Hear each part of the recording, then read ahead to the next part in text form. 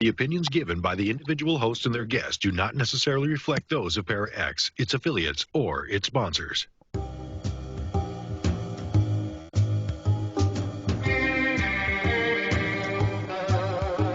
Step outside of your comfort zone.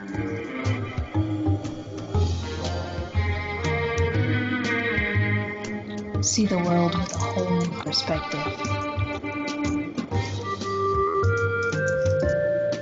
Join us and experience the unexplained on the Paranormal View. And welcome everybody right here to the Paranormal View on the Parax Radio Network. I want to thank everybody for taking the time to stop by and be with us tonight. Hope everybody has a great time and hope everybody's had a great weekend so far. It's been really nice here. Been not real warm, so we've had a real nice day. I've been out running around. So, and those listening from around the world, we appreciate each and every one of you also. And if you are listening from somewhere other than here in the chat room and you want to come and join all these wonderful people, you can come to the paranormal, that ain't right. You can come to para-x.com and click on the live chat button, and you'll be in with all these wonderful people. And then you'll get to hear the Paranormal View. How's that sound? That's even better. So with that, if you have questions tonight and you want to send them over to us, you can private chat them to either Ceiling Cat. You can even private chat them to this person, Marla Stirs the Cauldron, or myself, Henry Foister, and we will get those questions out. And if you're listening somewhere else and have questions, you can send them to the Paranormal View at gmail.com. We will get those answered. So tonight we have with us, and I just want to let everybody know that last week we was live at the Bell Nursing Home, and we had some kind of sound issues a little bit.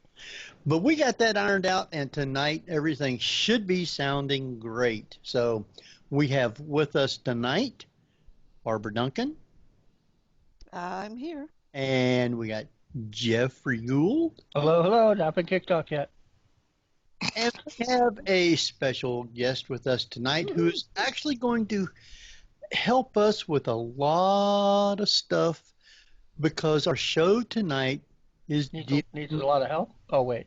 I need a lot of help. But tonight our show is going to be about Halloween, and our special guest tonight is Jeff. Why don't you introduce? I was sitting there like, no, it's not me. I'm just a co-host. Well, tonight's guest is one of our all-time top favorites, the lovely and talented Marla Brooks, paranormal investigator and author of 10 books, 4 on ghosts, 2 on magic with a K, and CK, and 4 on cooking and television, and the novel Bad Case of the Collywobbles. Marla hosts Stirring the Cauldron here on para-x.com on Thursday evenings, and while occasionally battling with Witch Hunter Canada geese while visiting Hollywood Forever Cemetery, Marla is always welcome here at the Paranormal View. So welcome back, Marla Brooks. Yay! Well, hello, and thank you. All right. Well, we're glad you're here, because tonight's show is dealing with Halloween. But before we do that, what? Marla also has a line of oils and incense, I believe. Yes. Yes, she does. And I forget what the name of those are, but Marla will be able to tell us. I know. I don't myself. Well, actually, I kind of had to pull those. Yeah, I mean, it was... That love potion 9 3/4 get a little too randy. Well, no. Let's just say that the distributor had some issues. Oh. There we go. That's a nice way to say it. Okay. Yeah. Mm-hmm. Yeah. Because I know all about that. So that's good right there. Did they forget strychnine is not a preservative or something? That probably wouldn't have been a bad thing. I think they was using too many bat wings, and I believe they put some toads in it. That could be a little The eye bad of, case of the eyes of Newt. yeah, exactly, the little eye of Newt thing. But yeah, I actually though, okay, I can plug this because it's not even going to happen quite yet, but I should. That I'm coming out probably next year with a kind of a starter kit of crystals and stones that have to do with the Wheel of the Year. So there's going to be like one stone for each Sabbath and a booklet that goes along with it about the stone and how to use it and stuff like that. It's coming out by Schiffer. So, and in a really cute little box and everything. And I'm saying it's a starter kit because each Sabbath has a whole bunch of different stones that are associated with it. But just kind of picking, the good ones. And it'll be like, you'll get stones and a booklet and how to use them and all that good stuff at the same time. So I'm kind of excited about that. And each stone will have an incantation as well. Mhm. So, Along with your oracle deck. kind of like that, yeah. Yeah, and you probably can use the stones with the oracle deck. Everything's kind of, branding in together there. But I just thought it was kind of interesting. I've had, and you guys should have him on, Nicholas Pearson, who is like the gemstone expert on crystals and stones. And he's been on my show a couple of times because he's written 2 or 3 books. And they're really good. So that kind of got me a little bit more interested in crystals and stones, more than, I knew. And he's the guy I had. All right, here, I'm taking over the show, but this is a good story. You're the guest. That's your job. It's not. But when my mom passed away, with her stuff, there was this big, huge rock. And I mean, it was like a 2-handed rock to hold on to. And it was black and it was shiny. And I really thought it was a shiny lump of tar. I did. I thought maybe she went to the La Brea tar pits at some point in her life and had some tar. And I didn't know what to do with it, but I didn't want to throw it out. So I've had it for years. Didn't know, whatever. But when Nicholas came on my show and he started talking about different things, I thought, well, I'm going to ask him. So I sent him over a picture of this huge rock, this piece of tar, this shiny piece of tar. And in about 30 seconds, he came back with, oh my God, that's a huge piece of obsidian. Whoa. Yeah. So it's a good thing I didn't throw it out. But anyway, that kind of got me, and listening to him on the show got me kind of more interested in stones and stuff. And I thought, people always want to go out and buy stones. I want to have this, I need quartz, I need this, I need that. And sometimes you don't know what exactly you need it for, but it's pretty and you buy it, right? I've done that. Peacock ore, for example, is gorgeous. So I keep that. But so this is, goes along. I mean, you don't have to be pagan to buy it or anything, but, there'll be a stone for Samhain. There'll be a stone. I think it's black onyx. I've already thought that one out. And a stone for each. And then the box will be such that you can add your stones to the little individual places where you have the Sabbath stones. So, yeah, I just, something new, something different. And, I just had to bid a fond farewell to the oils and incense for now. But this is something else that's coming up, and it's kind of fun, I think. That's really interesting because I now have a huge slab of obsidian as well, parked next to the front door. See? Because it's very good for protection. Mm-hmm. So it's a good spot for bashing burglars over the head with it, yeah. Oh, yeah. Yeah, that would work too. Yeah. Yeah. I mean, it's beautiful, but I didn't think it was anything. I mean, it's like, why would my mother have this huge hunk of obsidian? But then I found out that I know where she got it now because she was good friends with the ex-editor of the Tombstone Epitaph, the newspaper in Tombstone. And he was a miner. And there is tons and tons of obsidian in Arizona. So I think Wayne got that on one of his mining expeditions, and I think he gave it to her, and I think that's how it got there. Like from Bisbee? I guess, yeah. Because that's the only, I'm sure there's more than that in mine, but that's the only mine of which I'm actually aware, having taken a tour in there. Yeah, I don't know exactly, but I would think that's probably it. I mean, the guy, yes, he lived in Tombstone and, edited the newspaper, but I'm sure as a miner he got around and if that was one of the biggest mines, yeah. Well, And plus it's really close to Tombstone. there, that too. And when I looked up, Arizona and obsidian, it said, wow, Arizona is well known for its obsidian. So but that was kind of neat being able to put it together, because all these years I had this lump of tar, and I thought, Mom, where the heck did you get this? And then two and two together, when Nicholas told me it was obsidian, and then I'm thinking, oh, Wayne was a miner. Yeah, there we go. So it's kind of like it solved itself, the mystery. That was kind of cool. Well, and talking about the stuff that you get, because you and I have talked about this before, about ancestral altars. Mm-hmm. And I'm wondering if you are going to also have a book or a section on that.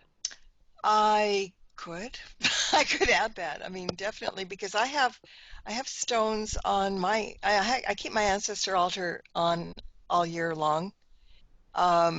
Just because I don't think I mean, we're supposed to remember the ancestors on Samhain, on Halloween, but I think if some people only do that once a year, that's not really great. So I keep mine up all the time.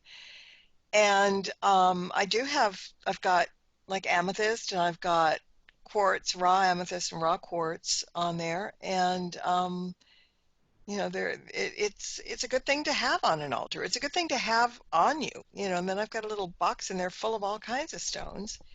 And it was interesting because when my dad died, his mom sent me a big suitcase full of his stuff from, World War II, and all kinds of letters and even things that he had when he was a kid. And one of the things that was in this huge suitcase, it looks like somebody's old carpet bag. It's like a 1920s suitcase. It's really very interesting. But there was a box of marbles.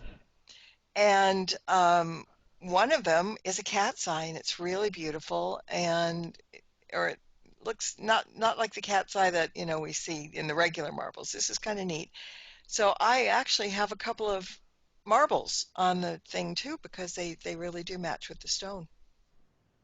So Nice. yeah, but yeah, people should always keep some kind of an altar going, even if it's a tiny little thing, if you're going to remember the ancestors. And stones are very appropriate on there for whatever reason.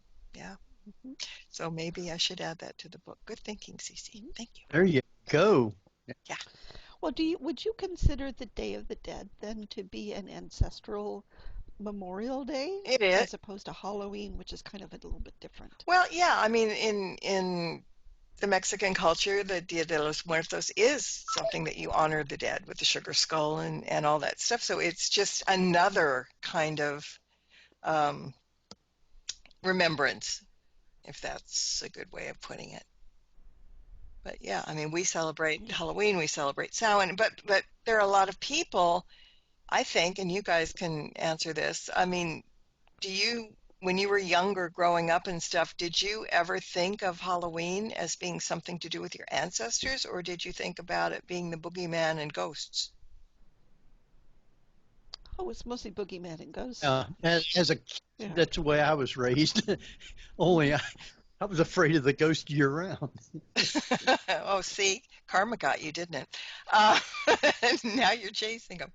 But yeah, so I think, everybody has a different way of looking at things. Samhain has always been more towards the emotional side, in a sense, about, the ancestors and those that have gone before and what they've done, and, revere them and have a dumb supper and set a place for them. I mean, there isn't really, and maybe Dia de los Muertos kind of does the same thing. I've never really been to a celebration, and except for seeing, the sugar skulls around and the coffins and little things like that. I don't know if they have something like we do, where we really kind of get into the ancestor thing. But I'm sure they, do certain things like that. But in this country, I mean, Halloween, can you think of any other holiday that, okay, Memorial Day remembers war heroes and servicemen, yeah. But what is there? Do we have another holiday particularly to think of our ancestors? I can't think of. Yeah, that's a really good question. Thanksgiving. I don't think like Christmas. Kind of, but that's not universal. Yeah, I mean, all right, Thanksgiving is you give thanks for what you have, but it doesn't necessarily mean you're thanking your ancestors, because some people may not. You may not be about thanking, that. but you're at least thinking of them at those times when the Hopefully. family members are not there anymore. Hopefully. And But when I was at my friend's place for Thanksgiving some years ago, they all traditionally take a shot of whiskey or bourbon to honor their late father. hmm And that's a good tradition. And in my house, Thanksgiving was not about that. I mean, it was, with the people that you were with then and the family, but I don't think anybody ever really talked about those who were missing, except in, it's sad to say, but unless it was someone that passed away during the year. Well, They didn't think about it. They didn't talk about it.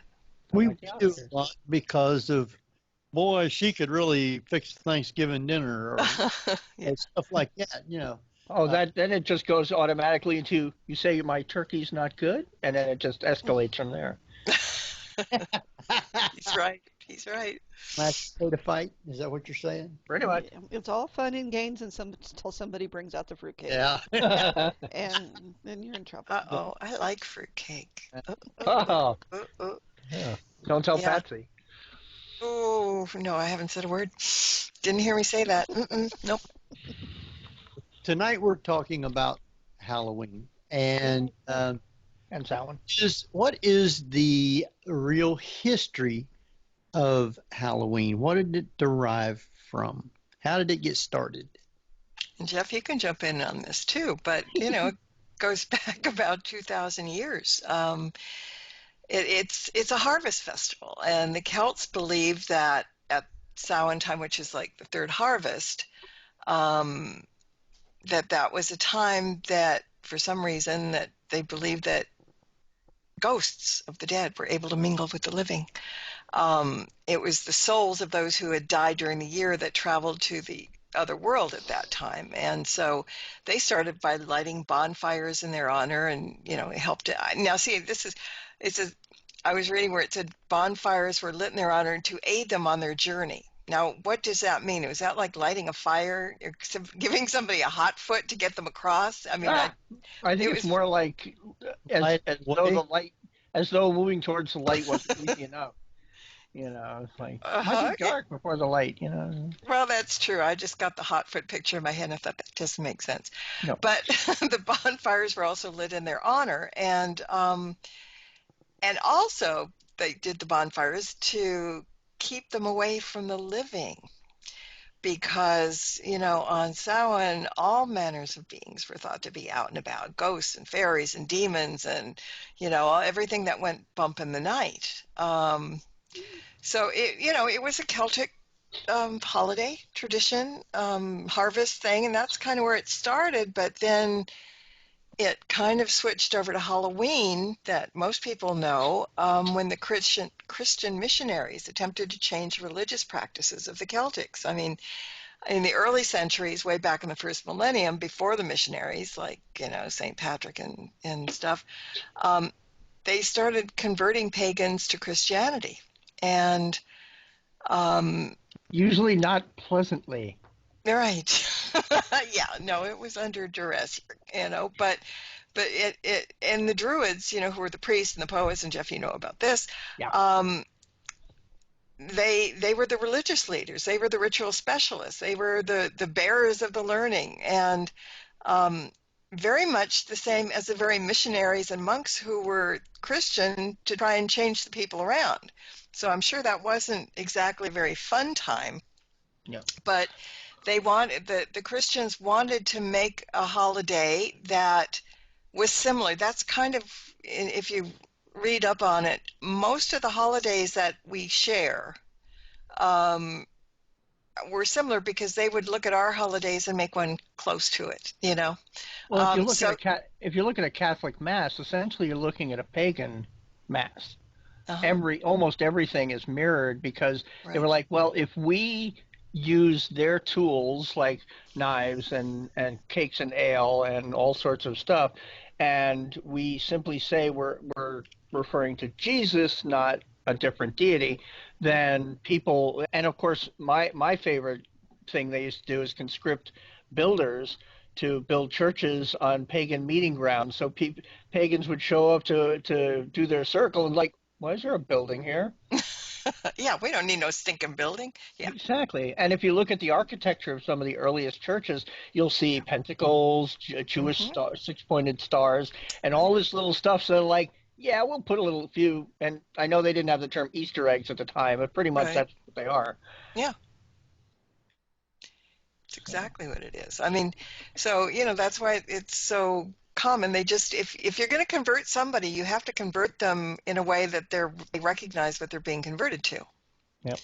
And that's kind of pretty much what they did. But so that went on for the longest time. But there were lots of pagans who did not convert and would practice, themselves and never let anybody know that they're doing it. And this is kind of how we kept on going in that respect. But it's interesting that how Halloween got to America, all these years later. Let's jump from way back then to about the 1800s. The Irish get a pat on the back for doing that because there were nearly 2 million Irish immigrants that came over here, with the potato famine. And they are the ones that are given credit for helping shape Halloween into even a more widely celebrated event. Scottish immigrants came too. They celebrated with fireworks and telling ghost stories and playing games and making mischief. And that's where some of the games came from, bobbing for apples and something that I've never heard of, dropping of forks on apples without using your hands or something. I mean, all kinds of different things. So they came over with the immigrants, and even the English, the observation of Guy Fawkes Day on November 5th kind of came to be intertwined with Halloween as well.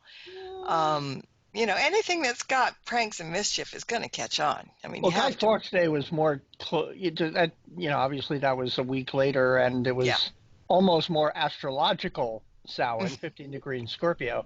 Right. Whereas the 31st, they just sort of like grabbed that the way the churches decided, well, let's try and take December 21st, the winter solstice, and make that into our Christmas, and we'll use the 25th because it has such historical significance, like, battles and stuff like that.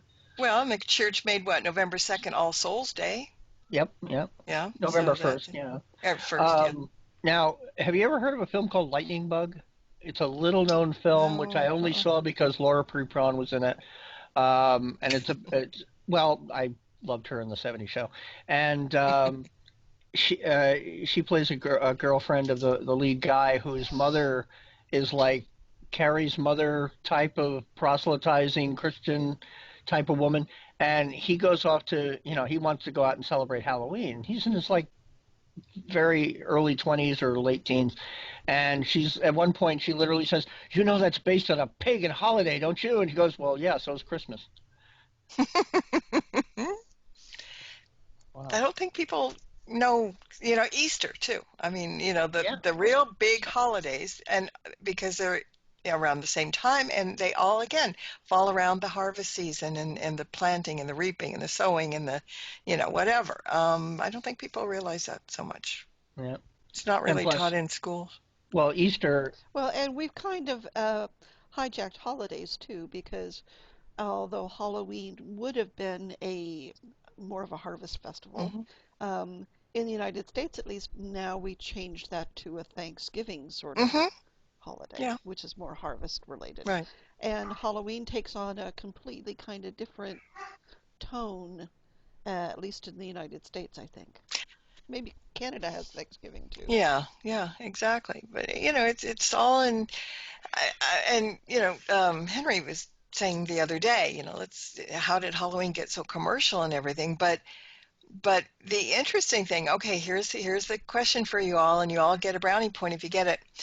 When and where did the first Halloween celebrations take place? You talking about here in America? Yes. Yeah. Well, wasn't there a lady in Kansas who hated the fact that kids were pulling up and tearing up stuff, so she invented a Halloween parade? That could be, but that's not what I was looking at earlier. Okay. But I mean, there's always somewhere. But there is, I've never heard of this, but then I'm a West Coaster.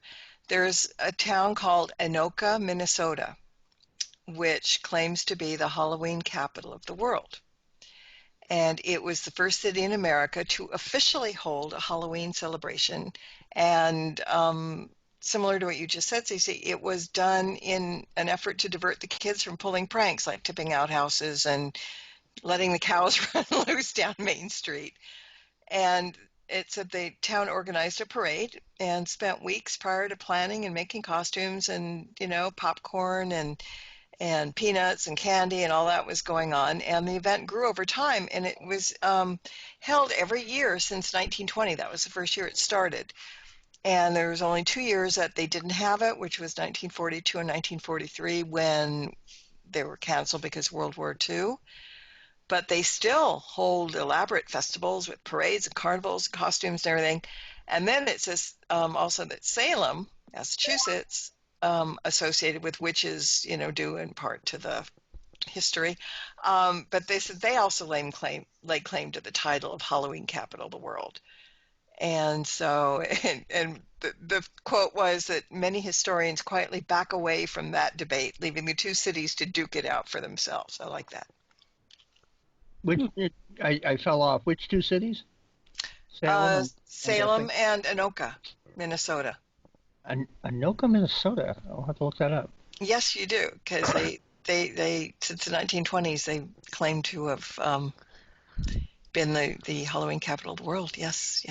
Ah. Well, that would be Scandinavian. Anoka, Minnesota, maybe.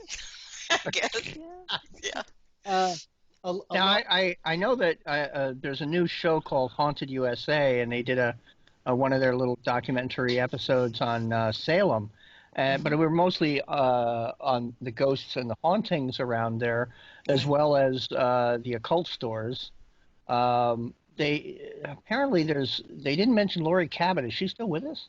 Yeah, she is. I don't know why they didn't deal with her at all, unless she just didn't want to be bothered with them, or. I don't know. Some people are afraid of her. Really? Yeah, I don't know why. They should be more afraid of Laurie Bruno. I don't know who that is. Laurie Bruno is, she's in Salem. She's a Salem witch. She's an elderly woman, but boy, she got spunk. And I had her on my show. She's a Strega, Italian witch. And you got to be careful with them. And so my metaphysical teacher was a Strego. So. Mm-hmm. And so I had her on my show years ago, and we were talking about it, and I was not being tongue-in-cheek, but I was just curious, lighthearted, because I didn't want people to get scared, because she was talking about how they take responsibility for whatever they do. They don't believe in the rule of three. They're willing to pay for, if they make a mistake, they're willing to pay for it. Oh. And I said to her, I said, well, how do you feel when people say that they're kind of afraid of Stregas? And she didn't miss a beat. She just sat there and she said, they should be. Don't. It was great. Probably a good point. Yeah, I mean, she's a pistol, but she's really in the Salem community. She's very well known in there, and maybe Laurie Cabot just kind of took a back seat for a while. I'm not sure. Now, Kathy in the chat room wanted to know if that was Salem, Massachusetts. Yeah. How many other Salems are there? There's Salem, Oregon. Well, she was talking also about Minnesota, and she didn't know if that city there called Salem also. So. Could be. Yeah, that's true. Got Springfields all over the place. Yeah, huh? So, yeah, we do. And Henry lives in Trenton, Ohio, and I'm from a state its capital is Trenton. Right. And it's not Ohio. It's New Jersey. Nobody says New Jersey except Brooklynites and people who have speech impediments. Although the witch owning the shop in the Haunted USA episode had such a Boston accent, it was so distracting. Do you remember her name? I don't. I can't pull it up because it would. Well, maybe I'll try pulling it up during the break. So. Yeah, it'd be interesting because I know a couple that really do sound very, very much like that. And it's some. If you're in the community and you hear it every day, you don't notice it. But when you're not, it's like, whoa, strong accent. But then people accuse West Coasters of having accents too, and I just don't see that. I think anybody that has who can vocalize has an accent. It just depends on, from where you are. True. Yeah. I think what we'll do is go ahead and, excuse me, something's come back up. We're going to go ahead and take a break, a quick one kind of, and when we come back, we are going to be talking about what was Halloween like when you were young. So you can be thinking on that. That could have been so better phrased, but I'm just saying. All right. Anyway, Geoffrey's going to take us out, and then I will bring us back, I guess. Jeff, you should be able to hear it if you wanted to bring us back. But that's up to you. No, well, it doesn't, I'll bring us back. You take us out, I'll bring us back. Okay. Well, you're listening to the Paranormal View on para-x.com with your hosts Henry Foister, ceiling cat Barbara Duncan, and myself, Geoffrey Gould, with tonight's always wonderful guest, Marla Brooks. So stay tuned for more of the Paranormal View after the break. Whether you're listening at home, at work, or anywhere, thanks for making Para-X part of your day. Your source for everything paranormal, Para-X. Who knows what lurks in the hearts of men? Oh, I thought you were just laughing because it's the first time I heard them saying 2 hosts, 1 hour. The shadow knows.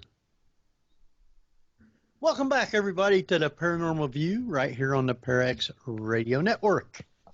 That was a recording? Mysterious voices for some reason. And tonight we have with us Barbara Duncan. I'm still here. And we have Geoffrey Gould. I'm not on mute. I'm muted. Can you hear me?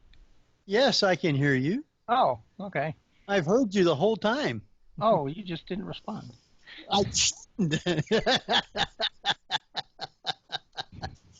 And we have Marla Brooks with us. And tonight we are talking about Halloween. And before we went to break, we was talking about what was Halloween like when you was a kid? What did you do for Halloween? I know I'm probably a little bit older than most. Halloween was a little bit different back then. I think kids could go out and run around and get candy and stuff a lot more freely, you might say, without fear of. And I know that it doesn't happen all the time, but they have the big scare of razor blades and poison and this and that. Back when I was young, we didn't get any of that. Nowadays, they set a time like, from 6 to 7 or something like that, you can trick or treat and that's it, Back when I was young, when it started to get a little bit dark, you hit the streets. And you wouldn't come back sometimes till 9 o'clock at night. You'd have big old pillowcases stuffed with candy and stuff. So I never had any problems. And usually it was 3 or 4 kids out running at the same time together. Very seldom was the parents with them. So as got up into the years, I know when I would go out with my son, I would be going out with them. They didn't run the streets like I did. So what was it like when you guys went out? It was still pretty safe back when I was a kid. I mean, we didn't go overly far, but we had, our mom was a costumer, so we always had rather nice, interesting costumes. And, we would go out and, hit a few blocks and head on home pretty much. Same here. Yeah, pretty much. Mhm. Pretty much. Yeah. Go out, grab a lot of candy, come back, eat till you get sick. And Barbara. although I do have a great Halloween story, and that was when I moved to the East Bay here. There we had a nice entranceway, and there were a couple of trick-or-treaters. One of the little kids had this cat costume on, and it was perfect. It looked like a real cat. And my cats would run to the door every time somebody knocked to yell trick or treat. And they looked up, saw this huge cat, and their eyes got really wide. It's like, wow, biggest kitty I've ever seen. They loved it. Super They weren't kitty. frightened. Yeah, big super kitty, like a, um, Like Hermione when the Polyjuice potion didn't like work? a 38-inch tall cat. Oh. Very cute. So, how old were you when you moved out to the West Coast? 21. Well, where'd you live at before? Iowa. Iowa. So what was trick-or-treating like in Iowa?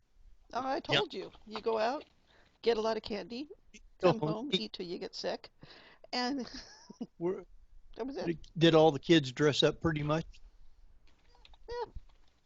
Yeah. Usually. We did the stuff. They'd put makeup on, and big red lips around your face or whatever, and black eye and different things like that. Pretty much most of our costumes were like made with whatever mom could throw together, not go out and spend, I don't know, what does costume run now? $25 or more? Mm. I mean, if you go to these stores to buy a costume for a kid, it's not cheap anymore.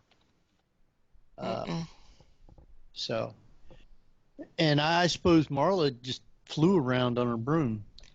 I used to have to find a costume that resembled humans. Yeah. Yeah, that was it. But one year I did dress up as a cat. I did. And I had the ears, and I had the tail, and I had the whiskers, and didn't have any, well, the tail and the ears were furry. That was it. But I was like 20. And so it was, you put on the leotard and the tights and the ballet shoes, and then you just, throw on your ears and the tail, and that damn tail my mother made it, and it was about 3 feet long, at least, and it was sewed on to the back of the leotard. And every time I turned around, I hit somebody with it. And when I tried to sit down, I'd stand up, and it would bring the chair with it. It was kind of a rigid tail. It was kind of dangerous. Not unlike my cat now, his tail. Whip, whip, whip, whip, whip all the time. Yeah. Huh. Kitties. But yeah, it's changed over the years. Well, I think every holiday is pretty much changed now. You don't do a lot of the things, even for the big holidays. Thanksgiving now has become more of a shopping day. Christmas is now more of a shopping day. So, you don't celebrate the same way. What? On any holiday now. Why do you think that is? Greed. I think it has a lot to do with it, because you figure Thanksgiving, Christmas was supposed to be like family holidays when families got together and they'd spend all day together. You don't see that anymore. My son and might come over, him, wife, and the kids. They might be here, I don't know, 3 or 4 hours maybe, eat, and by the time it starts getting dark, they're gone to go home. When I was young, we would probably eat at my mom's, and everybody in the world would come there to eat, so there'd be people in and out all day. Sometimes we'd eat there and then go to another family member's house, and spend time there also. So they just don't do that anymore. I think number one is everybody's too busy.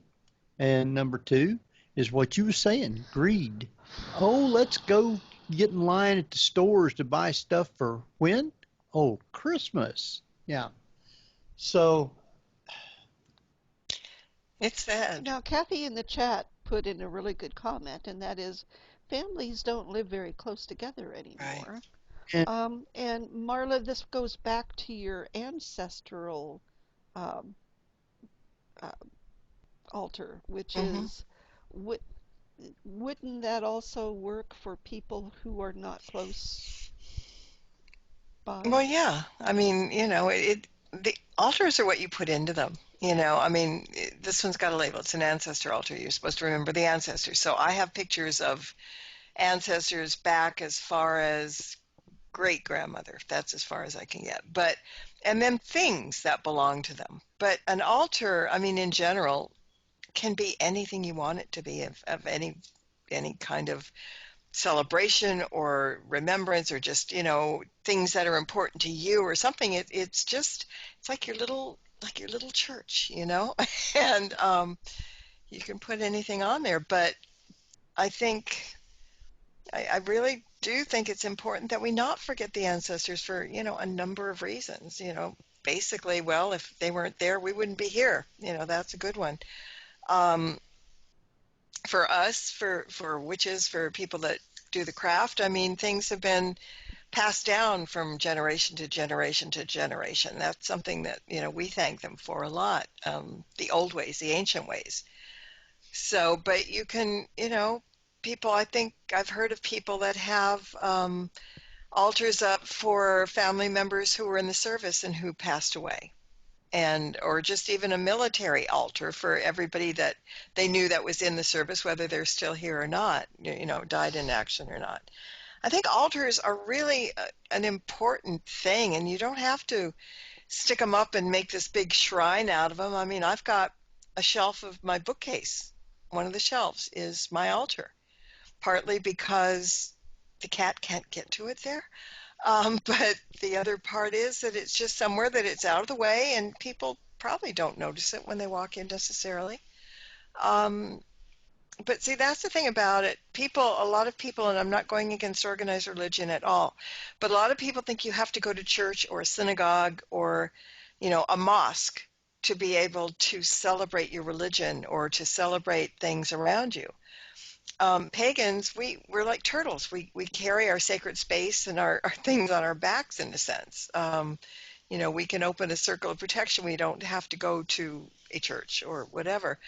And I think the spirituality of this whole thing is really, really important in our daily lives because a lot of people have lost that. We're so busy with the here and now and what's going on in this world and whatever, we don't take the time to think back, and it's really comforting to know that you look over at your altar and you see something that belonged to your great grandmother or something, for example. It gives you a spiritual feeling of family, and I think that is kind of missing a lot these Mhm. days.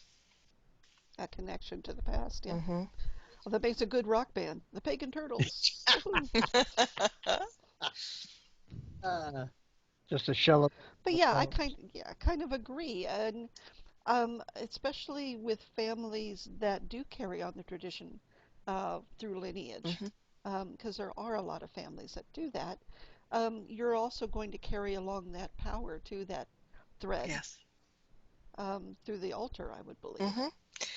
You do. And see, this is the other thing. People say, "Oh, I can't do an altar. I don't know how to do an altar. I don't know what." You do it. It kind of, you do what you feel. Put up there what you want, whatever is important to you. You want to pray on it, pray on it. If you don't. Some people say that if you put a glass of water on the altar, that attracts the spirits. I mean, there's so many ways to do it, but there's no right or wrong way. But just it's like, all right, you guys, everybody that's listening, have you ever had one of those days that you're just kind of down and kicking the can and everything, and you go to your photo albums and you start looking at family pictures and things when you were little and how that calms you down and how that centers you and it brings you back because you get that feeling, all of a sudden you're 5 years old again, you're looking at pictures of people that you knew back then. Same thing with an altar. It's like, well, for me, I didn't have a lot of pictures because of, losing my house and losing everything in it a long time ago. All my photos were gone except for a very few. And I've been able to, talk to a couple of relatives here and there and fill in. But just having all those pictures there, just looking at them, looking at the grandparents, the great-grandparents, the parents, and also you put your animals, you put your little fur babies. I've got pictures of all of mine that have crossed over. It's just something that calms you down, and it's kind of a wonderful feeling. And it doesn't take but, a little while and a little bit of thought to do it. And if you're really into it, it'll kind of build itself. It'll tell you what should go on the altar, which is kind of neat. But it's just some place that you can go and get that warm, fuzzy feeling that we've lost pretty much these days. It doesn't have to be super elaborate either, No. because I'd have a lot of pagan friends that if you didn't recognize what an altar meant, you could easily look at it and not even realize it's an altar. Exactly. Yeah. I mean, it's personal choice. And, it can be elaborate. It can be nothing. It can be, people look at mine and, okay, so there's a few pentagrams there. They might get the hint. But, and of course, the Cauldron, which survived last night because Tim Shaw got me a cute little cauldron, one of those really heavy ones they're heavy like a ball of lead kind of cauldrons, but tiny, goes on the altar. And as I said earlier, I put the altar up to a place where T could not get to it. So I thought, until last night, because about 4 o'clock in the morning, I heard this god-awful crash. I couldn't even imagine what it was. I have hardwood floors in here.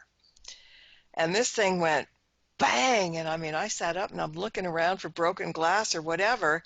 He's long gone because I'm sure it scared the heck out of him, but it's like on a high shelf. And he somehow managed to paw that thing right off the shelf. That cauldron came crashing down, and I think there's a divot in the floor now. But, so if you have pets, try to keep things away from them. But not all pets are kind of, like Conan the Destroyer like T is. But, yeah, it survived. That happens. Sure. So now when we talk about Halloween and ancestors, the practice wasn't ever to call up the ancestors in that manner on Halloween, correct? They were, back in the old days, people were running from them, and that's where costumes came from. The original reason that people wore costumes on that night was because people thought that these were the nights where the devils and whatever came out, and you didn't want to walk outside at night because you might be recognized by them. So people put on costumes if they had to go out at night on Halloween night, Samhain night. So the spirits and the boogeymen and all that would think that they were one of them and wouldn't recognize them and probably grab them off and take them, into the bowels of hell or whatever. So that's just, that was kind of something that I didn't really think about, but people back then were deathly afraid of things that were on the other side because other than, I guess, their ancestors, they thought everything was bad and scary, and it probably was because there were lots of tales like that, Oh, yeah, I guess. That's or if you didn't treat your ancestor well, then they would come back and so put on that clown nose to make sure they don't recognize you, right? Be in trouble, yeah. Yeah, exactly. And that's why the bonfire tradition came too, because the fire was supposed to keep the bad spirits away as well. I would think. And is that true with the jack-o'-lantern? Well, the jack-o'-lantern, it was a kind of protective thing. And, there are different versions of why jack-o'-lanterns came to be and how they came to be. And I think Henry has something that I stole from Steve Shockley today. Right. All about the legend of the jack-o'-lantern. And it's kind of an interesting one. Yeah, we're going to play that in just a few minutes. Yeah. actually, when the, and I'm not sure, I read it a while ago, but the one thing, the way it started out was they used to be made out of turnips. Right. Would put a burning piece of coal in a turnip to so the, I guess the spirits or whatever there was could light their way or something like that. And those turnips were scary. Oh, looking. Yes. And that's what it used to be a long time ago, was turnips. And then it comes over to the pumpkin and all that, which we're going to find out about that in a minute. But way back when, what kids used to get for Halloween, and I don't mean back when we was young, it was even earlier than that, when they was actually going out trick-or-treating or having things. They didn't actually get candy because they didn't make the kind of candy that we have today. So what kind of things were they getting, like, for Halloween? Soul cakes. I mean, trick-or-treating comes from people going a-souling, and it's citizens. It started in a bad way. I mean, poor people would beg for food, and families would give them pastries called soul cakes, and in return for their promise, or they got it in return for the promise to pray for the family's dead relatives. And interestingly enough, the distribution of soul cakes was encouraged by the church as a way to replace the ancient practice of leaving food or wine for the roaming spirits. So there's a really neat song. I don't know if we could have played it, but called "Going a-Souling," and it's really neat. But that tradition of begging for food, going to the door, knocking to the door, eventually turned around to kids who would visit the houses in their neighborhood and be given ale and food and a little bit of money here and there. So that's what they were after at that point early on. So are those soul cakes very similar to the ingestion of food for around funerals, like sin eating? I don't know. Probably. I mean, people cook very much more simple than we do back then anyway. So I'm guessing they were just kind of like little round hockey pucky kind of things. And it was nutrition. I mean, when you're starving, a little hockey puck, a little piece of dough is going to fill you up, which is kind of nice. But it went from the soul cakes to the kids who then got little money. And then I guess because when I was a kid, way back when, people were still giving kids pennies for trick or treat. Nobody ever gave nickels or dimes, but lots of people would throw pennies in our bags. We thought that was. I was just interested, the soul cake part. Yeah. Was that the soul of a person? That's the way it's spelled, yeah. But maybe it had to do with the soul of, maybe giving was from the soul too. I'm not sure about that, but that would be something interesting to look up. Why they call them soul cakes with S-O-U-L. Yeah. Good question. It's very interesting. Yeah, I heard it said something else, S-O-L. Is that the way you say? No. Oh, no, it's not it. Okay. All right.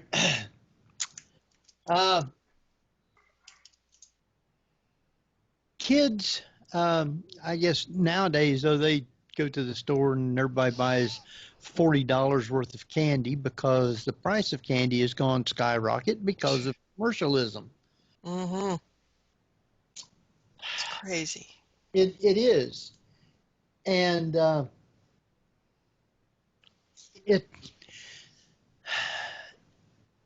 when kids come, do you guys pass out candy and stuff, or what do you pass out? Candy. Do you? Yeah. Do you get a lot of trick-or-treaters? Yeah.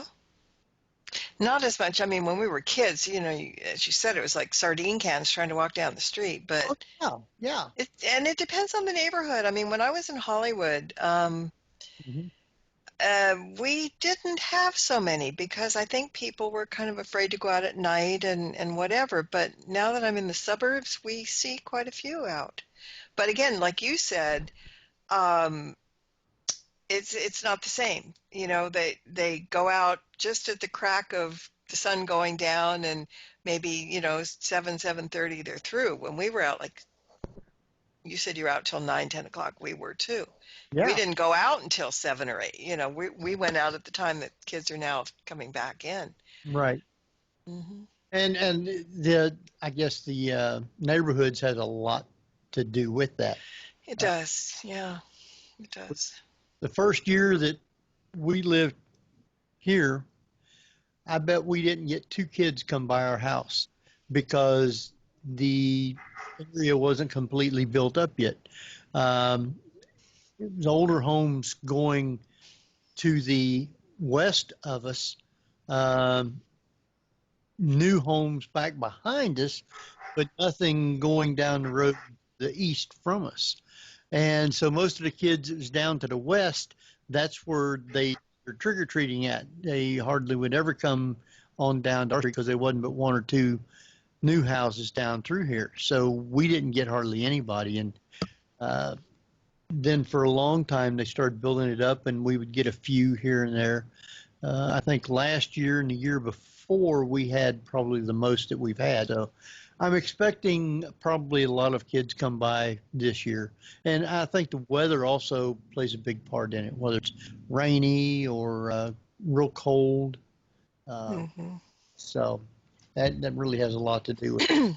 Well, I know some people that won't open the door because they're afraid the gang members are going to come to the door, you know, or, you know, we used to be worried about getting egged or TP'd, you know, and now people worry about getting robbed and hurt. And so a lot of people won't open the door in certain neighborhoods because they're just afraid of who might be on the other side, and it's not going to be the ghost that they're afraid of. Say it's not going to be the ghost? No, it's going to be a human being that you're afraid of. And, you know, for us to get to this point in this country, to be afraid to open the door on Halloween for kids because you're afraid that somebody's going to come in and beat the heck out of you or rob you or whatever, that's really some pretty sad commentary. But it... Oh, yeah. Well, it's the same as paranormal investigation. I'm more afraid of the living. Mm-hmm. Yep. There you go. Yeah, dead, absolutely. So. Wow. Mm-hmm. Well, I tell you what we're going to do. We're going to take a break. Jeff's still having problems getting back on. He'll get on for maybe 2 seconds and then drops right back off. So we're going to go ahead and take a break, and hopefully that maybe he'll be back. And then we'll play the commercial, or not commercial, but the thing that Shockley has got for us about the history of the pumpkin when we come back. With that being said, and Jeff's not here, not Marla, Barbara gets to take us out. How's that sound? I can do that. Okay. Folks, you're listening to the Paranormal View here on ParaX Radio and our Halloween Spooktacular with our very special guest, Marla Brooks. We will be right back after a few messages. ParaX Radio, programming for the open mind. And welcome, everybody, right here to the Paranormal View on the ParaX Radio Network. I want to thank everybody for taking the time to be with us tonight, and I hope everybody's having a good time. Jeff, it still shows him coming on to Skype, but it doesn't show him as being connected. So with that, we will continue on, and I want to thank everybody for being here. We have with us, I hope, Barbara Duncan. Yep. And we have Marla Brooks. I'm still here too. And we have thousands upon thousands listening from around the world. Is that right, Barbara? From around the world and into the afterlife. In Germany, the United States, Canada, England, and our little unknown friend. Well, that's from around the world, I'd say. Yes, it is. That's pretty good. So, as we were saying before we took a break, we do have a thing we're going to be played here, and it was from Steve Shockley. He recorded it for us. So I'm going to go ahead and play that, and maybe Jeff will get back in time. So listen up to this. The story of the jack-o'-lantern. The origins of the Halloween jack-o'-lantern was based on the Irish legend of Jack, a mean farmer who drank too much. One Halloween night, Jack got so drunk that he felt his soul slide right out of his body. The devil immediately appeared to claim it. Upon seeing the devil standing there, Jack begged the devil to have one last drink with him. The devil agreed, but said that Jack would have to pay for the drinks. Jack only had 6 pennies in his pocket, but needed one more, so he suggested that the devil, who could take any shape, turn himself into another penny to pay for the drinks. And then after the drinks were bought, he could turn himself back and enjoy a final drink with Jack. The devil agreed, and faster than you can say Beelzebub, the greedy devil turned himself into a shiny coin. Jack snatched up the coin and put it in his wallet, which had a cross-shaped clasp, trapping the devil inside. Jack then told the devil that if he would leave him alone for another year, he would release him, and the devil agreed. Jack at first tried to change his ways, but soon lapsed back into his bad habits. The next Halloween, Jack thought he was safe from the devil until he was returning home from the pub. The devil, as promised, appeared before him to collect his soul. Jack knew that he had to quickly devise another trick to save his soul, so he pointed to a nearby apple tree and asked the devil if he'd like one. The devil was once again happy to accept Jack's offer. Jack suggested to the devil that he climb up on his shoulders to pick one.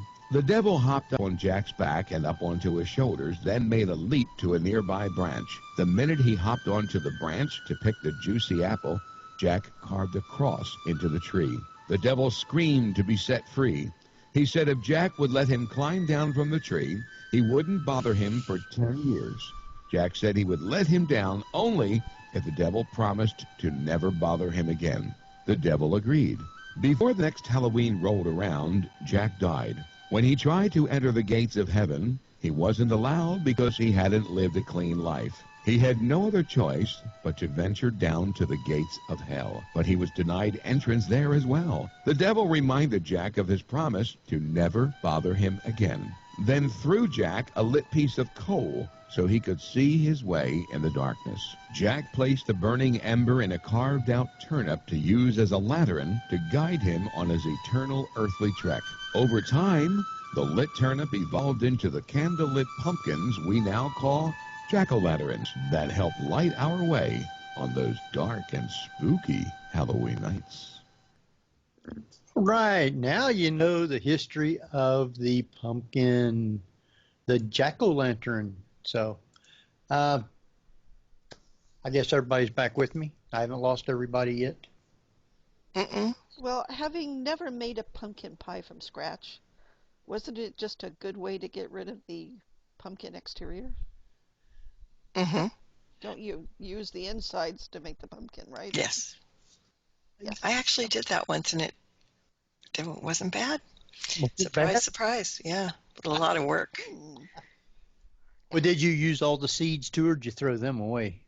I tried to roast them, but I didn't do a very good job, so they did get tossed. But see, to me, all right, we all have childhood memories, childhood smells and everything. For me, it was if you carve open a pumpkin, that aroma that comes out of there with the seeds and everything, I don't know why, but that just kind of makes me smile. It always did. And it's really kind of slimy to dig them out and stuff, but I love the smell of a fresh pumpkin inside for some reason. Well,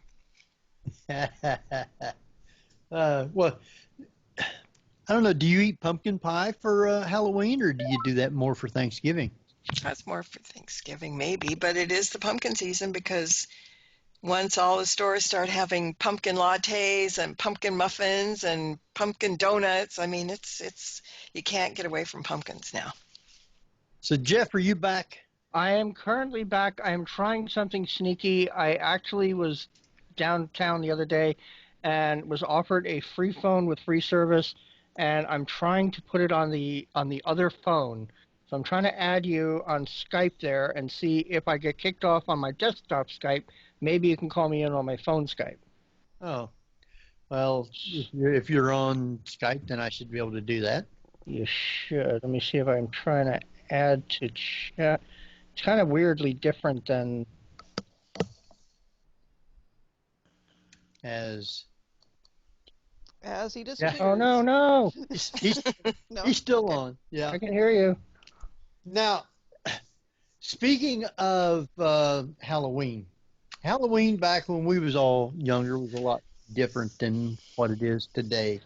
I think mostly back when we were young, it was mainly for the kids. Younger kids would be going to parties and stuff like that. And let's see here. What does that say? Would like to add you on Skype. Yeah, Yes. Okay, all right. I'm accepted. You're accepted on Skype. So, Yay. with that, now, so nowadays, it has been commercialized so much that it's not just for the younger kids. There is more grown-ups having parties and it's costume parties, not just a drinking Halloween party, but everybody dresses up for it. So, do you guys go out to any of the Halloween parties? I haven't been in a long, long time. I don't get invited. Really? Here we are, sticks in the mud. No, we're not sticks in the mud. We have a local cemetery that has a Halloween party. And what they do is they have a little pumpkin patch for kids. And then the kids go down the block where there's a lot of stores. They do their trick-or-treating there. And then they come back to the pumpkin patch, and there's bouncy houses and whatever. And the cemetery is more like a park than it is a cemetery. And sometimes the cemetery also holds events like plays. So they do Spoon River Anthology, which is a story of the dead, Yes. telling about how they died. Yeah. It was kind of fun. Wow. Not so much a party, but kind of. When I commercialized, of course, everybody wanted to stick their fingers into the pie. Ew. So they sell billions of dollars worth of candy, but it's not just candy anymore. They sell all kinds of decorations for Halloween. They'll be selling decorations also for Thanksgiving and Christmas. But they do sell a lot of where people dresses their houses up and shining lights outside and just all sorts of different things. Some of the biggest items they've been out for a while, but they're even really out this year that I've noticed, is the animatronics. And you can get them in a lot of different places. I know Marla out there went to a place and she even posted stuff online. Spirit store, yeah. Yeah. Well, believe it or not, next thing I know, they've got one down the road from us, Spirit House. Matter of fact, they got two, one down the road and one north of us. Yeah. So we had to go there and look, and they have all these kinds of the animatronics and everything. And they do also have a very hefty price on all these things, too. They are, but you know what? They are, but they aren't. I mean, some of those real big ones, they're under $200. Now, that sounds like a lot, and if you have $200 to burn and you can spend it on that, more power to you. But think about it, maybe 10, 15 years ago, those things would have sold for maybe $2,000. I mean, they're not so bad that you can't afford them. But still, I mean, yeah, it's a lot of money. But I don't know, some of them are adorable. But the thing is, I looked at, the ones that I looked at, they were good. They were kind of cute. I was really fond of the gargoyles. And I didn't take any videos of those because I love the animated door knockers with the gargoyles on it and stuff. I'm kind of a gargoyle person. But there were some that were really good, and then some of them, they didn't do anything except their heads moved back and forth, and the voice recorder was in them and they were talking. It wasn't like they were going, you know, and scaring you. The only thing that really scared me was a jumping spider. And I was going to take a picture that I don't know if I remember if I did that on Facebook or not, but long story short, Tim Shaw hates spiders of any kind. Hates them. Can't look at them. I sent him a picture of one without knowing that he didn't like spiders on Skype one day. We were talking and he cursed me out for a week. He was so, I mean, he literally jumped out of his chair just because I sent a picture. So, of course, I go to the spirit store and I see the spider. I thought, oh, you know, there's a thing to step on. I didn't know what it did. I didn't really read the sign. So I turn on the thing and I'm going, hey, Tim, this is for you, right? And I've got my camera rolling and I step on that thing and that sucker jumped up. And I jumped back like something smacked me in the head. I mean, it scared the bejesus out of me. So, you know, because I didn't expect it. And then I looked at the sign. It said, jumping spider. And I went, oh, duh. Yeah. But, I mean, a lot of those just aren't scary. They're big and they make a lot of noise. But, you know, they're not like things that would have really scared me as a kid even because they just didn't look good. There was one tree that was kind of like the Wizard of Oz kind of tree. You know, it was talking. Yeah. The throwing apple tree. Yeah, that was kind of cool. But you know, the big clowns and they had this little girl on a swing that was so funny because she was good. You didn't see, you know, you didn't see her face, and she's swinging and swinging, and she's saying, you know, I love things that hate you or something. I mean, it was really well done. It was a good poem. But you know, some of those things are cute, but some of them are just like silly. They're not worth the money, I think. And then they have Ouija board tablecloths, which I have to go get this. There you go. So. Yeah. Mm-hmm. Matter of fact, we found some, and I believe it was at the Spirit Halloween store.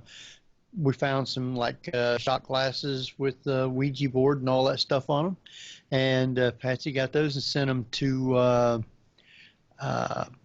Tim. So he got all that stuff. We also found not just at the Spirit Halloween store, but Menards had a bunch of those animatronics, and we went into Home Depot, I don't know, a few days back, and got to looking around in there at their Halloween stuff, and they had some gigantic dinosaurs. You'd push a button and they'd start moving and roaring and talking and, or, you know, just making noises. They had it was a skeleton. It was just a skeleton of a dinosaur, and the other one was a skeleton of a horse. It did the same thing. But they had tons of those different type scary animatronics. It's so amazing how things, they're taking the simplest thing and turning it into something that's very cute, and it doesn't, like Kat said in the chat room, the Dollar Tree has some cool stuff. You know, I mean, I've gotten a lot of decorations at the dollar store because they don't look cheap or anything. I mean, but I don't know, I guess they're seconds or whatever. But I mean, I got this when I was at Spirit Store. A friend of mine snuck away and got me this little gargoyle, but he's plastic, you know, he's like a squeezy gargoyle. And I thought, oh, this is really cute. And I squeezed him, but that little thing, its eyes light up, and it says all kinds of things at you. Wait a minute, let me see. See if you can hear this. I was going to try it now. I am going to try it, yeah.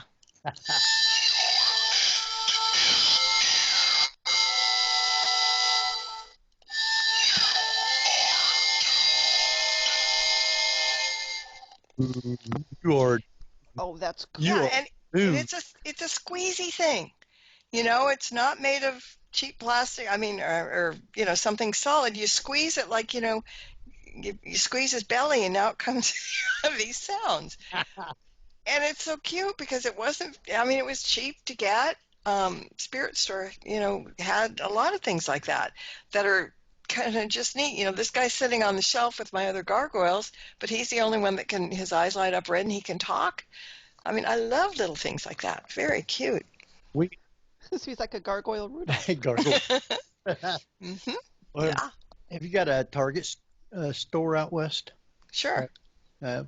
we was in there, and they had tons of these things also. We got a thing for the grandkids, and I even posted it online and pushed a button, and you could hear it say things.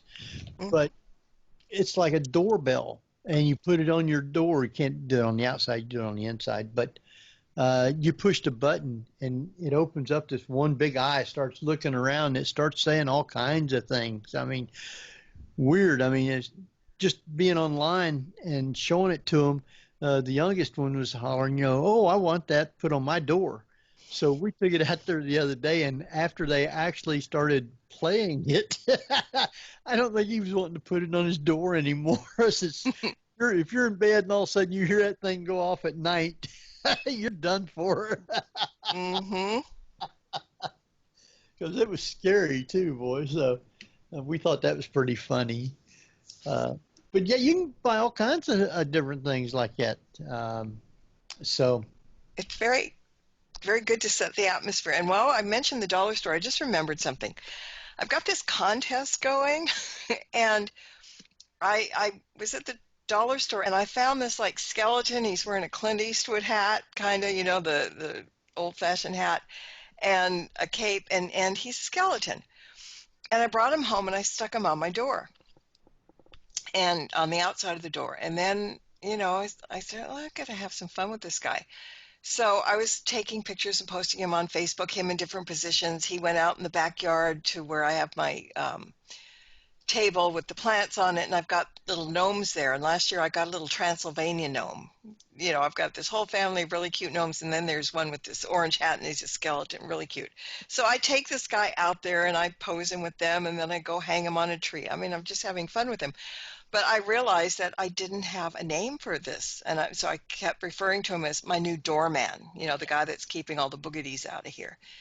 So I decided to have a contest, and it's still time to enter it. The doorman needs a name.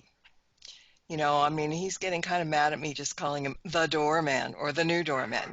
That's not very respectful. So if anybody's interested, you can go over to my website, which is www.marlabrooks.com, and click on the news and events tab, and you'll see a picture or a couple, 3 pictures of the doorman, and it's a contest to name the doorman, and it's going to be a random drawing. I'll do it on Skype Live sometime next week.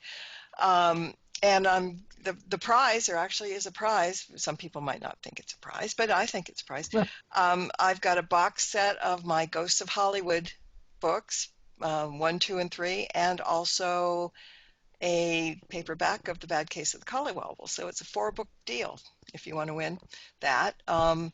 Just go, like I said, go to my website, click on the News and Events tab, and everything is going to go into a big cauldron or a big pumpkin, whatever what, and we'll just do a random drawing, and whoever gets pulled, that's what the name is going to be for the doorman, and they will get the books. So shameless plug. Doorman, huh? You have to go look at him because, it has to be a name befitting of something of his caliber. But it's really funny because every time I take a picture of him, it looks like he changes expression. It's so weird. It's just the way he's turning and the lighting and stuff. But one picture, his eyes were just right there, and then you don't see his eyes are sunken. And then the next time he looks like he's smiling. And then his clothes change color when he's out in the sun. I mean, it's, so I think he's taken a life on it of his own. Yeah, I think he's really out there working to keep the boogeyman away or something. Yeah.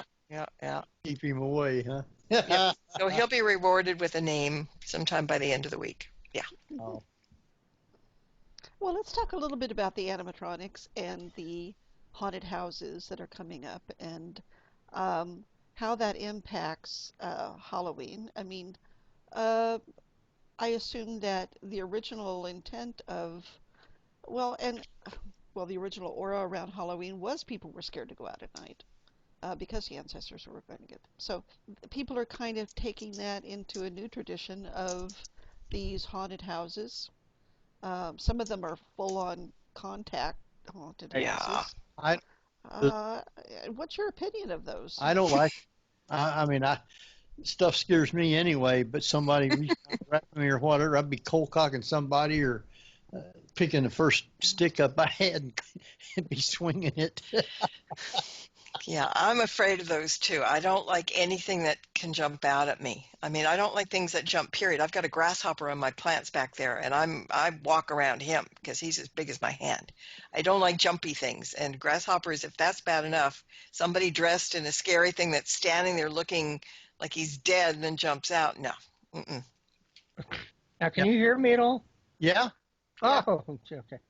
I don't know if you're aware of this, Marla, but last year around this time, I was part of a live immersive theater called The Tension Experience. Yes, I was reading that, yeah. And you probably really would have enjoyed that because it was just really suspenseful and psychological horror, and nothing really some intrusiveness, but it was all consensual. I mean, there were ways you were able to, opt out if people, and we did have people who were so freaked out that they would, what we called coward out, because safe word, literally they had a safe word called coward. Yeah. And one night during the climax, we'd have like our 13 people in our show, and I'd go to the climax scene, and I'm like, why does it look like there's only 4 people, only 4 participants here? And our leading lady gets on the microphone to do her speech, and she's able to, improv a little bit, but 99% of the time it's all the her lines. But said, 5 of you cowered out. I was like, oh my God, we really. And our writer director Darren Lynn Bozeman, who directed Saw 2, 3, and 4, that just tickled him pink. He just loved when people were so freaked out by what was all theatrics. Was just too much for people to handle. Well, things in the mind are a lot scarier than things that you can see. Yeah. You get into somebody's head and you can freak them out really badly, so that would work that way. Mm-hmm. So probably the longevity of something like Halloween is the fact that people really do like to get scared deep down. I think so, in some ways, sure. Adrenaline. Adrenaline. Adrenaline, yeah. The endorphins and all that. That's true.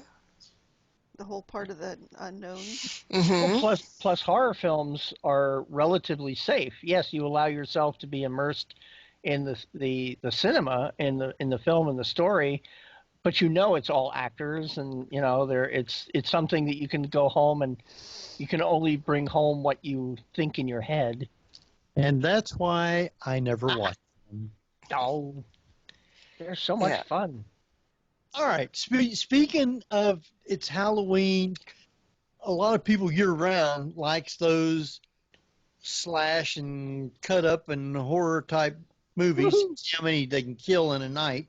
Yep. You can watch a season of 24. Oh, wait. Well, but to me, at Halloween time, sitting around at night watching black and white movies like Boris Karloff and Frankenstein, The Mummy, the real one, Lugosi and Dracula, Lon Chaney, The Wolfman, Creature from the Black Lagoon. Those kind of movies were, to me, Halloween movies. Mm-hmm. This other stuff, Freddy Krueger, how many can I slice up? And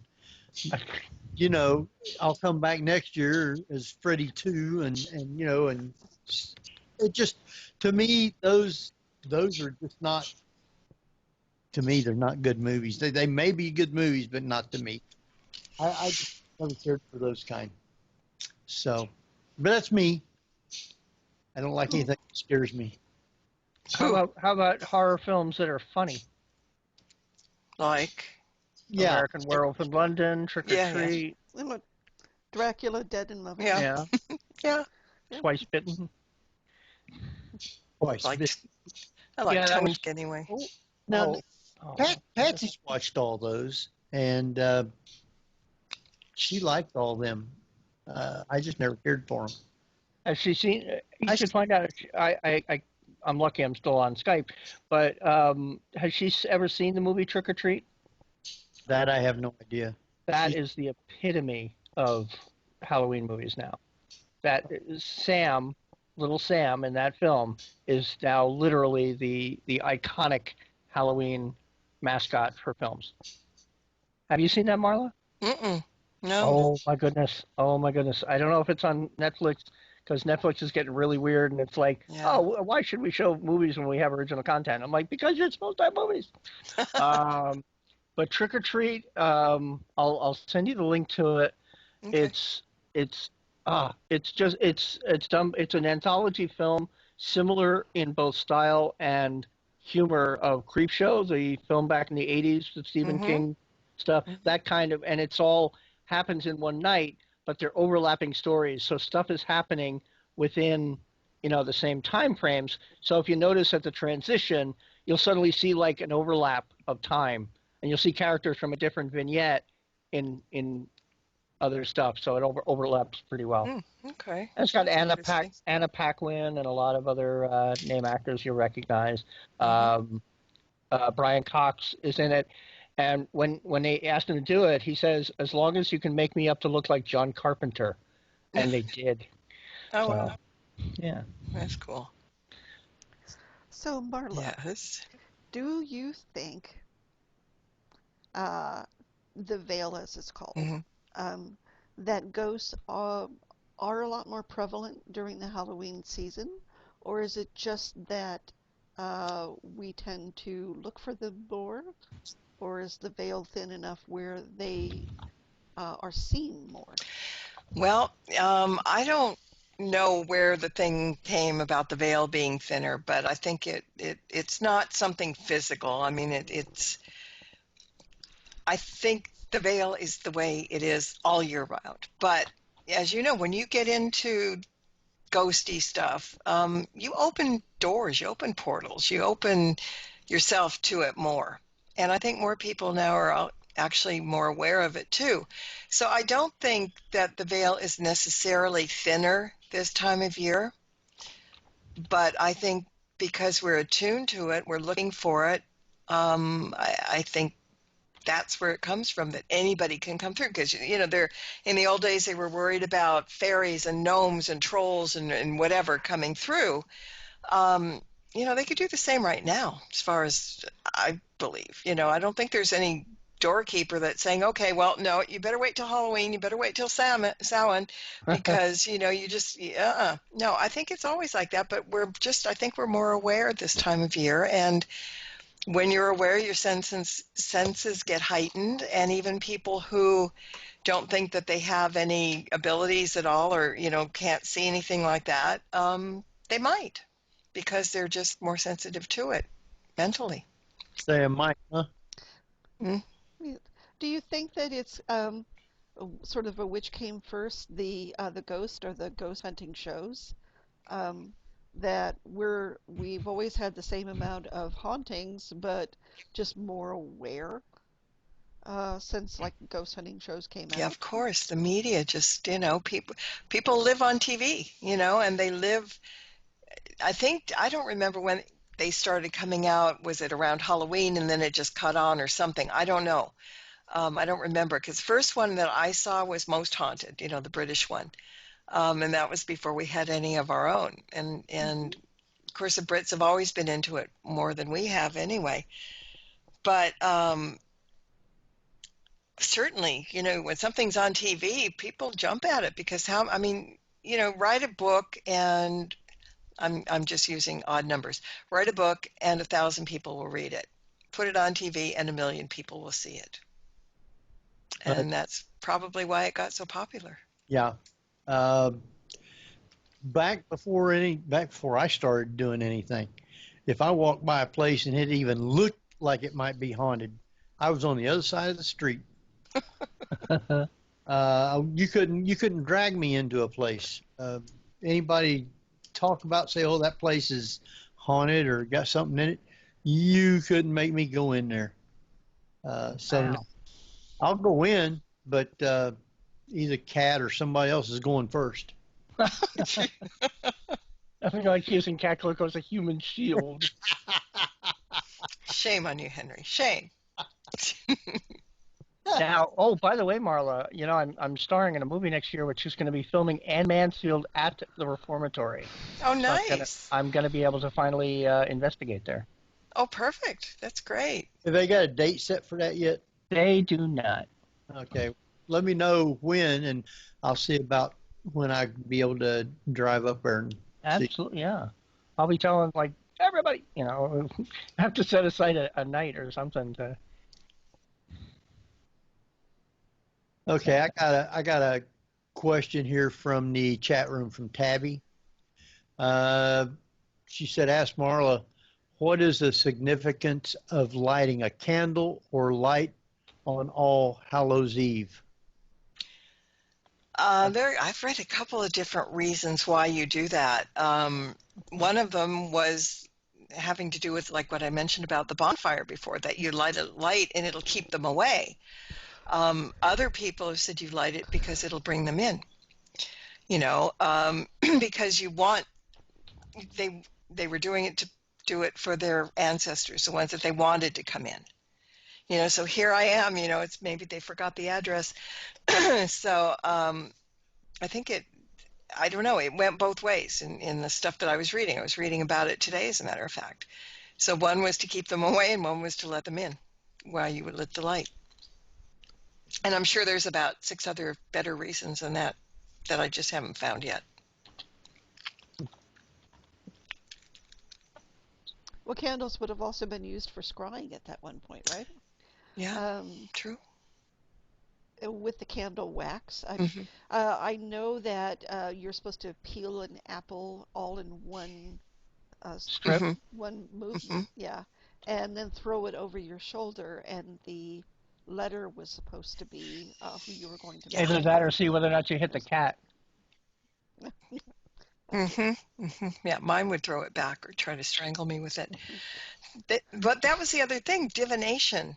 Very many divination methods were done back then with, like you said, with the apple thing. Bobbing for apples was some kind of weird thing. But there were different ways. You know, you would take something, I don't remember what it was, but you put it under your pillow on Halloween night, and you would dream of who you were going to marry, kind of thing. It was very much concentric to your love life and your future, and, you know, you're going to live happily ever after, and who is going to come into your life? You know, what's his initial? Ooh, you know. So was divination tied to Halloween strictly for the reason that they thought divination was contacting the dead for answers? I think so. I think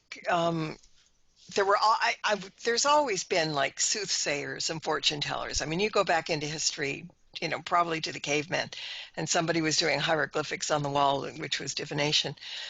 So there's always been that. And with this time of year and people thinking about the dead and everything, I think it kind of went hand in hand in a sense.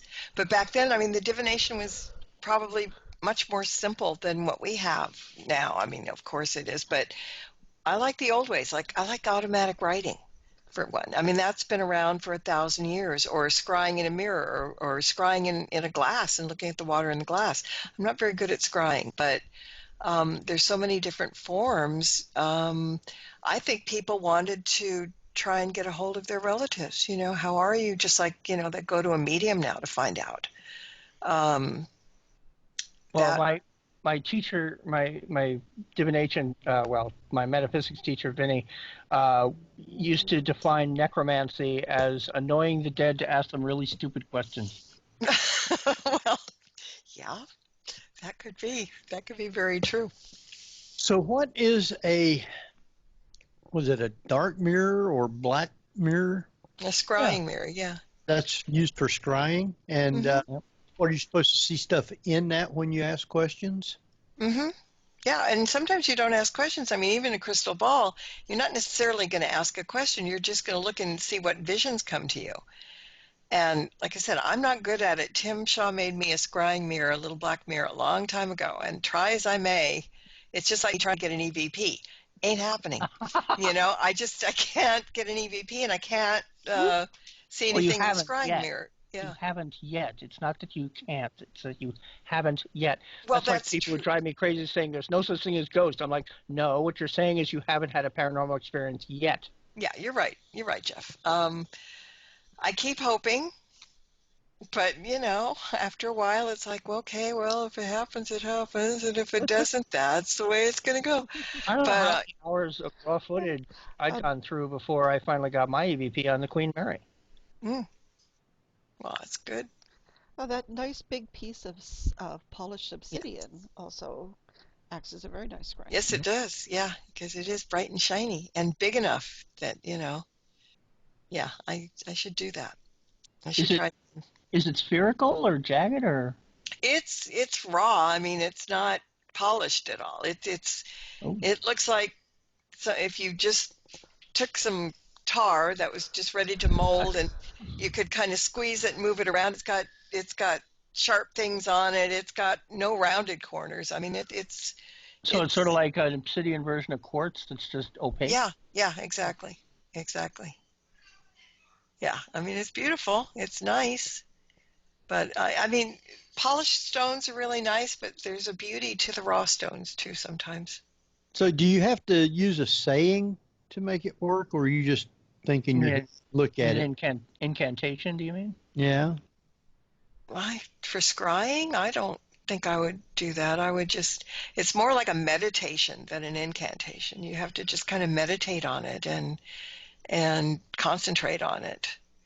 I wouldn't do this hocus pocus dominocus, hey, whoever's in there, the Rocky and Bullwinkle thing. I wouldn't have them, because you never know what's going to come up. From the wall, no, I wouldn't do anything like that. No. And basically, people think that you're going to see something like in The Wizard of Oz. You see when you look in her crystal ball, she sees Dorothy in the poppy patch or whatever.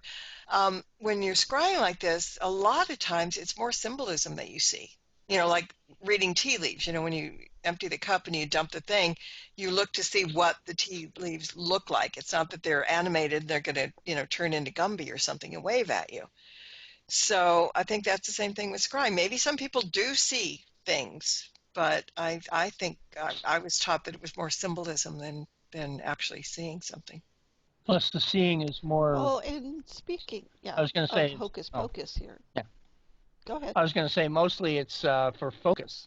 Almost all pagan and Wiccan tools are to focus the mind, as opposed to being physical things that have like powers themselves. Exactly. That's what a wand is. It's a focal point, basically. Yeah.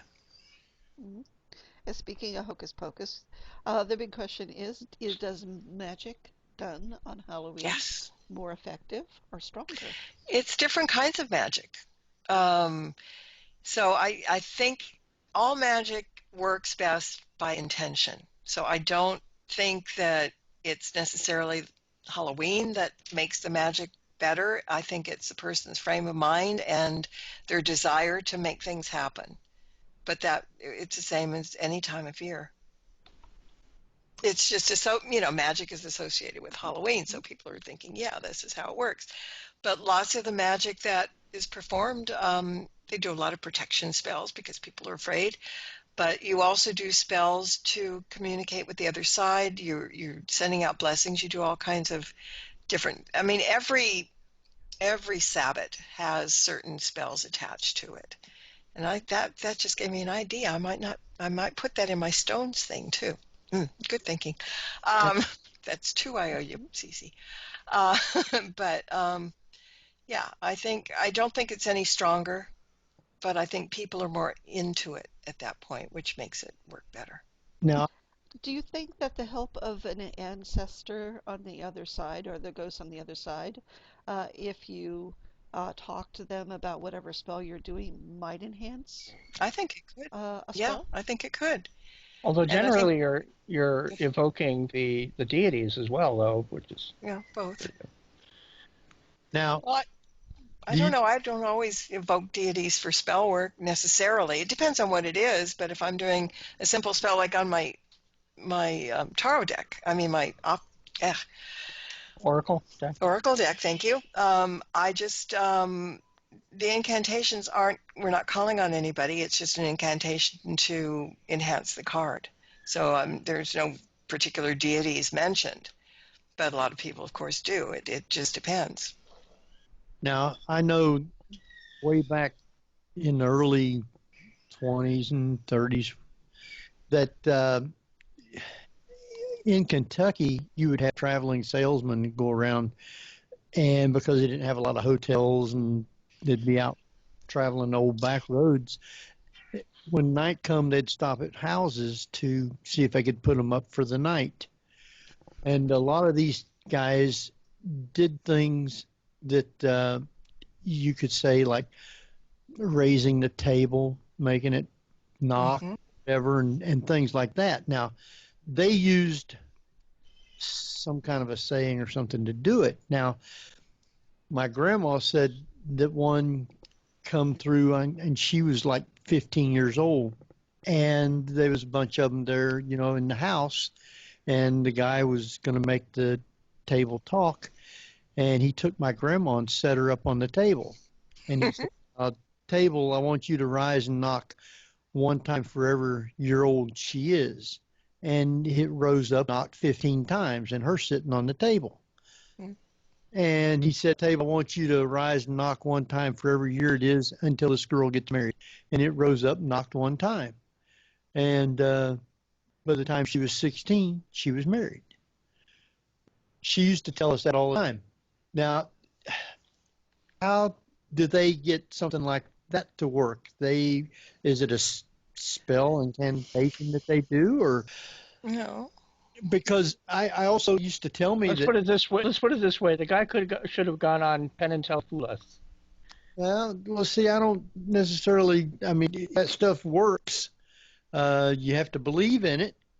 So, I mean, there's a lot of things that other people don't believe in that we believe in. So, such as ghosts.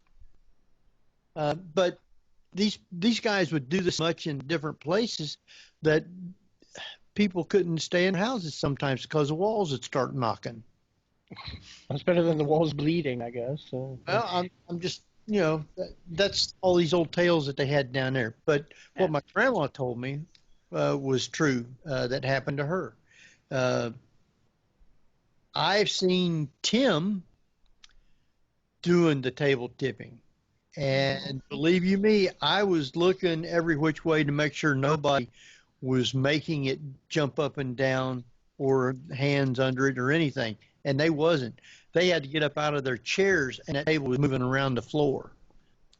And I saw the video. That was kind of cool. I do have the video of it, yes. So that did happen.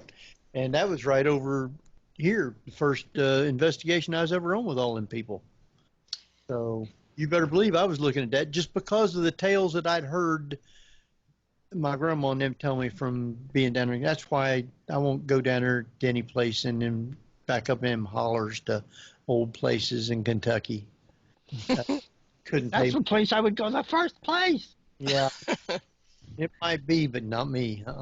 I mean, that's like when I was investigating a Masonic lodge in Pasadena with some friends. We had just left one room and gone into the main auditorium, and while we were all standing there, we were the only people in the building. There was this loud noise in the room we had just left, and about most of us, I certainly turned towards it, and the leader of the group almost lost it in his pants, saying, "Did you hear that?" And he already saw me turning, saying, "You heard that, right?" I'm like, "Yeah." And I just headed right for it. He just could not understand why I was going in the direction of the noise as opposed to like elsewhere. Well, you have to go check that stuff out. Absolutely. Yeah, you do. Yeah. Okay, one final thing. What one movie says Halloween? Trick or treat. House on Haunted Hill. Which version? The Vince Price? The original one, yeah. Oh, yeah. I have to put my vote in for Hocus Pocus. Well, that too. Yeah. Hocus Pocus. Good Halloween movie. Yep.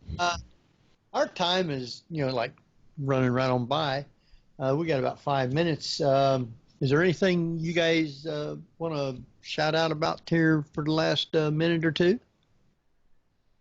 What do you think of Jodie Whittaker, Marla? What should I be thinking? I think I'm out of that loop. She's the next Doctor. Oh yeah, that's right. All right.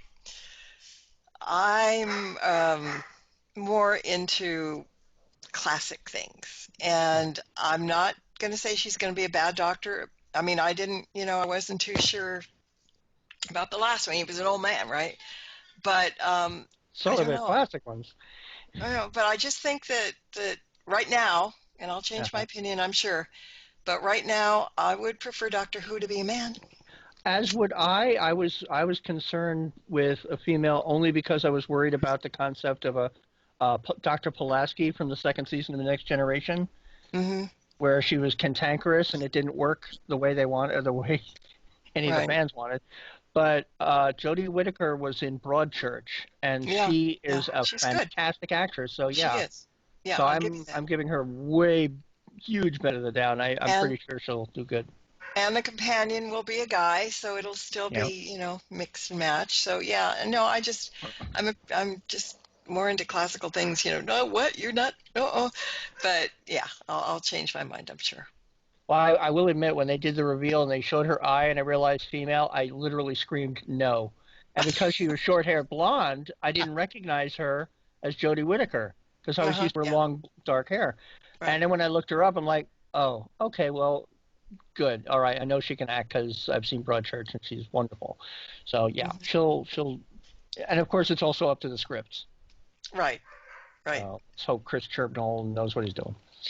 He's written some good episodes I've liked. Some other commenters haven't liked them, and I'm like, why? Well, we're going to have to get used to it because it's all new writing staff, I mean, new Doctor, new writing staff, and should be interesting. Hopefully means we'll eventually get another season of Sherlock, too. Oh, that'd be great. That would be good. Well, Marla, I want to thank you for coming on such short notice to talk with us tonight. Well, you're very, very welcome, and thank you for asking me. Of course, I always do, and usually you say no, so. Well, usually I may be doing stuff here and there. A couple weeks ago, I wasn't going to be home when you asked, but, Joking with you. So there. But, yeah. Yeah, no, you're all great, and we always love having you come on. And I do when I can, so that's a good thing. Next time you're local, like hitting for Hollywood Forever or anything like that, let me know. You know what? It's so hard for me to get out there. I think I've only been there twice in recent months. Dearly Departed's doing a whole bunch of stuff for the holidays. I know. Right? He's got a Houdini seance on the 31st up there. Yeah. Well, why don't you give us out all your stuff where people can get a hold of you, find you, follow you, and listen to your show? Really quickly and so simply, its website is marlabrooks.com, and ParaX on Thursday nights at 9 o'clock Eastern, and I'm on Facebook. Easy to find. And Twitter. And Twitter, yes. I bit the butt on that one. I did. So, yeah. And if you just Google me, you'll find me. I'm easy to find. All right. Hang out for a couple minutes. We'll talk with you when we get off. Next week, a couple weeks back, we did a show and we couldn't actually get on, but we did the show. So next week, we are going to play that podcast for our regular show. It is with Cody Knotts, who is the director of the movie Kecksburg. So very interesting show that was. So tune in and listen to that. The only reason we're playing a pre-taped one is normally I don't take off unless it is because of some sort of mechanical problems. And this time, though, I am going to a Halloween party. And we had a taped show that hadn't been aired yet, so we are going to play that next week at the same time. So, Jeff, why don't you give our stuff out real quick? TheParanormalView.com is our official site. Go to Facebook.com/TheParanormalView. There we are. We're on Twitter at ParaViewRadio, and I'm on Twitter at Real Badger, REALBADGER. I'm also findable on Facebook. So there you go. So with that, I want to thank everybody for listening tonight. Hope everybody had a great time. And Barbara, you got anything real quick? All right. So good night, everybody. See you next weekend. You've been listening to the Paranormal View on the ParaX Radio Network. Join us again next week at the same time for more of the Paranormal View.